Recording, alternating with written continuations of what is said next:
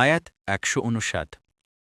فبما رحمة من الله لنت لهم ولو كنت فظا غليظ القلب لانفضوا من حولك فاعف عنهم واستغفر لهم وشاورهم في الأمر فإذا عزمت فتوكل على الله إن الله يحب المتوكلين অনুবাদ আল্লাহর দয়ায় আপনি তাদের প্রতি কোমল হৃদয় হয়েছিলেন।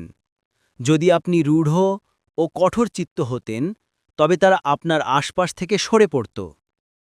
কাজেই আপনি তাদেরকে ক্ষমা করে দিন এবং তাদের জন্য ক্ষমা প্রার্থনা করুন এবং কাজে কর্মে তাদের সাথে পরামর্শ করুন। তারপর আপনি কোনো সংকল্প করলে আল্লাহর ওপর নির্ভর করবেন। নিশ্চয়ই আল্লাহ তার ওপর নির্ভরকারীদের ভালোবাসেন। তাফসির ১ নং ফুটনোটের বিবরণ। আবু উমামা আল বাহিরি রাদিয়াল্লাহু আনহু বলেন, রাসূলুল্লাহ সাল্লাল্লাহু আলাইহি ওয়াসাল্লাম আমার হাত ধরে বললেন, হে আবু উমামা, মুমিনদের মাঝে কারো কারোর জন্য আমার অন্তর নরম হয়ে যায়। মুসনাদে আহমদ ৫/২১৭। ২ নং ফুটনোটের বিবরণ।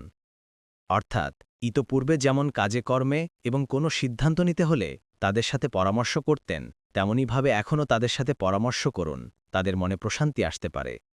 এতে হেদায়েত দেয়া হয়েছে যে কল্যাণ কামনার যে অনুরাগ তাদের অন্তরে বিদ্যমান তা তাদেরকে পরামর্শের অন্তর্ভুক্ত করার মাধ্যমে প্রকাশ করবেন।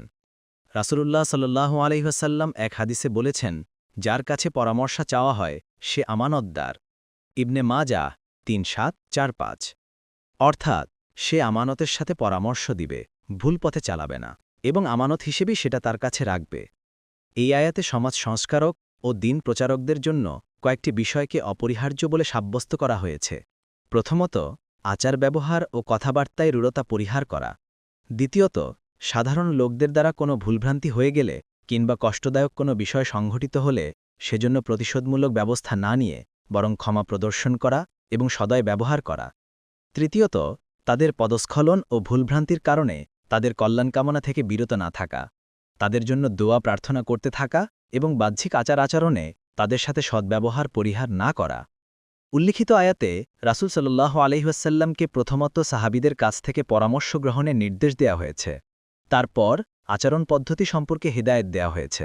পরামর্শ গ্রহণ সম্পর্কে আল্লাহ তাআলা কোরআনের ২ জায়গায় সরাসরি নির্দেশ দান করেছেন। একটি হল এই আয়াতে এবং দ্বিতীয়টি হল সূরা আশ-শুরার সে আয়াতে, যাতে সত্যিকার মুসলিমদের গুণ বৈশিষ্ট্য বর্ণনা প্রসঙ্গে একটি গুণ এই বলা হয়েছে যে যারা সত্যিকার মুসলিম তাদের প্রতিটি কাজ হবে পারস্পরিক পরামর্শের ভিত্তিতে।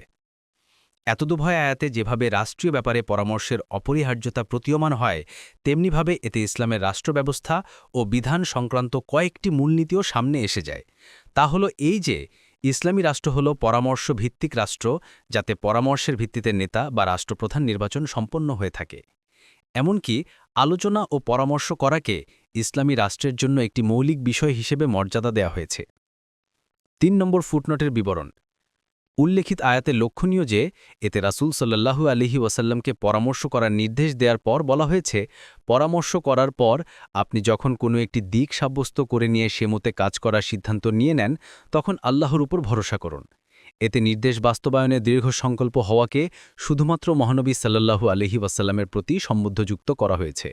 অর্থাৎ আজাম তুম বলা হয়নি, যাতে সংকল্প ও তা বাস্তবায়নে সাহাবায়ে কেরামের সংযুক্ততাও বোঝা যেতে পারত। এই ইঙ্গিতের দ্বারা প্রমাণিত হয়েছে পরামর্শ করে নেয়ার পর বাস্তবায়নের ক্ষেত্রে আমির যা করবেন তাই হবে গ্রহণযোগ্য। কোনো সময় ওমর ইবনে খাত্তাব রাদিয়াল্লাহু আনহু যুক্তি প্রমাণের ভিত্তিতে আবদুল্লাহ ইবনে আব্বাসের অভিমত বেশি শক্তিশালী হতো, তখন সে মতে সিদ্ধান্ত নিয়ে নিতেন। অথচ পরামর্শ সভায় অধিকাংশ সময় এমন সব মনীষী উপস্থিত থাকতেন যারা ইবনে আব্বাসের তুলনায় বয়স, জ্ঞান ও সংখ্যার দিক থেকে ছিলেন গরিষ্ঠ।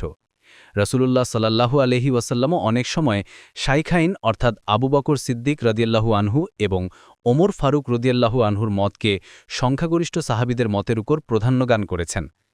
এমনকি এমন ধারণাও করা হতে লাগল যে উল্লেখিত আয়াতটি এতদুভয়ের সাথে পরামর্শ করার জন্যই নাজুল হয়ে থাকবে। মোট কথা, সর্বাবস্থায় সংখ্যাগরিষ্ঠের মতই গ্রহণ করতে হবে এমন কোনো বাধ্যবাধকতা ইসলামে নেই, বরং এখানে ইসলামের মৌলিক নীতিমালার কাছাকাছি যা হবে তাই হবে গ্রহণযোগ্য